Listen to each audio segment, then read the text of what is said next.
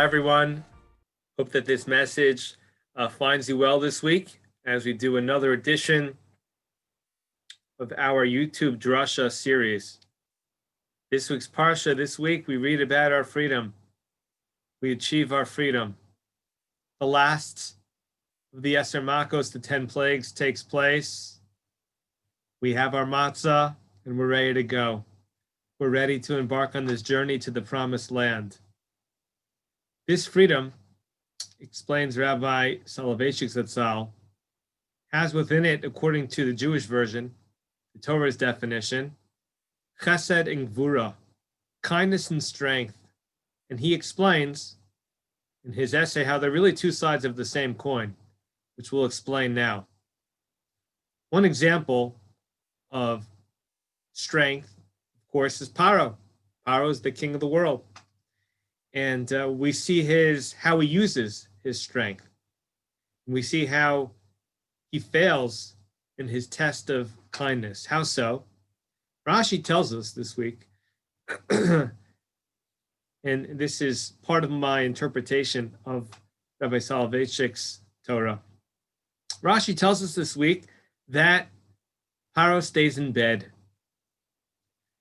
that he's told all the firstborn are going to die in Egypt. And Rashi tells us Paro gets up out of bed to go get Moshe and Aaron in order to end this plague. Makas Bechoros. So commentaries on Rashi want to know, why does Rashi tell us that he gets up out of bed? The fact that he's getting up is indicating that he's in bed. The fact that he's coming from his bed to go get Moshe and Aaron seems to be extraneous, unimportant. But the answer is that he was so callous and he did not care about the death and destruction of his own people. He was able to get ready for a good night's sleep, even though there had been 9 plagues, everything came to fruition. He knew there was a good likelihood it was going to happen. When it started to impact himself, he got up, but he was ready to go to sleep for the night, even the night of Makas Bechoros. And indeed, there are other contrasts in terms of how we acted and how some of our adversaries or other nations have acted. Rabbi Soloveitchik contrasts it also with Romans. How did the slaves in Rome act when they were freed? They ransacked the city. They took vengeance upon their taskmasters, upon those who had persecuted him. And he goes into detail talking about history, the Cossacks in Ukraine. And he says, look what happened to the Jewish people. They had their boys thrown in the Nile River. They had their babies murdered. They were tortured. They were whipped. They were treated subhuman for centuries on end. And what did they do? Did they set fire to the city as they left town? Did they go ahead and take out their machetes and hack their oppressors to death? No. They locked themselves in their houses. They said thank you to the Almighty. On the original night of Purim, they said Hallel, some form, you could say, primitive form of the Haggadah. They had the Korban Pesach as they were instructed, and they were involved in a profound appreciation that they now have well-being, physical well-being, mental well-being, and freedom, and a radical freedom. And they provided a lesson for all of us about how to use that radical freedom. They had the strength. They had the strength to withdraw from any more base animalistic tendencies or parts of their persona. They didn't go around loading or taking revenge or anything of the sort. They had seen the Makos for themselves. They experienced it. They said, what does that mean for us? The fact that we were privy to have these miracles wrought on our behalf. We are going to hold ourselves to a higher standard. We are going to be strong and desist from acts of violence, wanton acts of violence, because our freedom is already here, despite whatever anger we might have, and acts of kindness. We'll give an example of that in a moment. So why is matzah called lechem oni, the bread of our affliction? The night of Pesach, we're celebrating our geula, this redemption. The Almighty has unshackled us.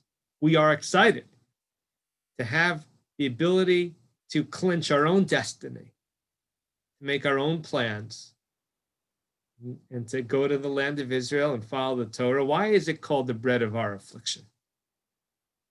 And what is the affliction? Rabbi Soloveitchik suggests the affliction was that it wasn't easy for them to hold back. It wasn't easy for them to say to themselves, we now have the upper hand. But they had to make sure that they were able to be fully redeemed. They didn't define themselves anymore by the Egyptians. We have our freedom. We're not going to be defined by the trauma that we experienced. We will no longer let the Egyptians define who we are. And instead, they achieved this radical independence, the ultimate emancipation, because they realized that if they took revenge, now that they had their freedom, they would still somehow be tied to these Egyptians. Instead, you know what? We're going to recoil, retreat, remove ourselves from Egyptian society, attach ourselves to the Almighty, forego any kind of vengeance, and we will not use our own body, our own lives, and waste our time on the past and on trying to get back the people who hurt us so much. That was difficult for them. And the affliction was that it was something that they wanted to do, but they were able to overcome that urge. And so that is one of the explanations of why matzah is called lechem oni. Just to share another act of kindness, an amazing act of kindness from the original Jewish people, the generation that received the Torah. You know what they did, says the Netziv? Famous commentary from Tully Tzvi Yehuda Berlin. The Netziv explains that during the plague of darkness, we are told that the darkness was a tangible, a substantive darkness. You were stricken. You couldn't move anywhere. It was so dark, you didn't want to go anywhere because you couldn't see a thing. If you were an Egyptian, you couldn't move. So he asked the obvious question. How did they survive 3 days without food? How come there weren't more deaths? How come the frail and the weak in Egypt, how come their bodies didn't pile up? They must have been famished, starving. He said, you know how they survived? They survived by the Jewish people who were able to see, due to the miracle of the plague at the time. The Jewish people went to their Egyptian neighbors and actually fed them. They gave them sustenance. When it was dark, they provided them with food. The Jewish people were saying, you know what it means to have freedom? When we have freedom, we can choose what kind of humanity we would like to exhibit.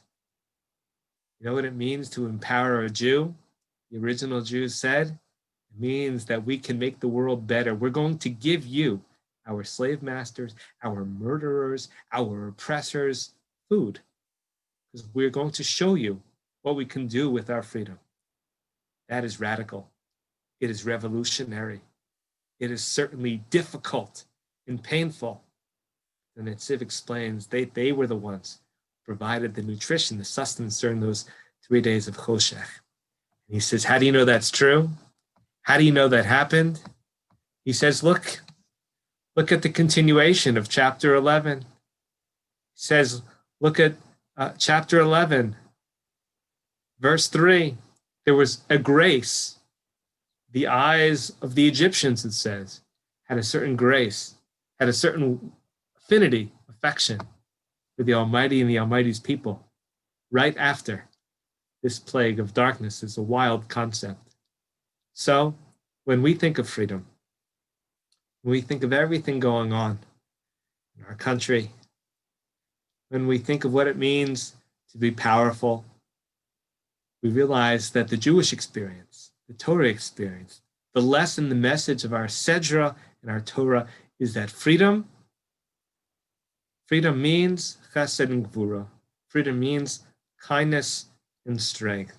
To be intentional and to be better for ourselves, to appreciate the fact that freedom doesn't mean that we have less responsibility. Freedom means we have more responsibility. So this is the message in Parshas Bo. I want to encourage everybody, please come to our event on Monday night as we discuss more of the details, the current events as it pertains to anti-Semitism, how powerful it is to have International Holocaust Remembrance Day during these parshios, these weeks, when we had the end of our original slavery. Thankfully, we achieved that freedom, never again to go back to Egypt or to be enslaved as a people in mass. And we have been able to keep that freedom, sometimes with great difficulty and challenge. We have been able to maintain this identity ever since this emancipation thousands of years ago. Thank you and have a great Shabbos.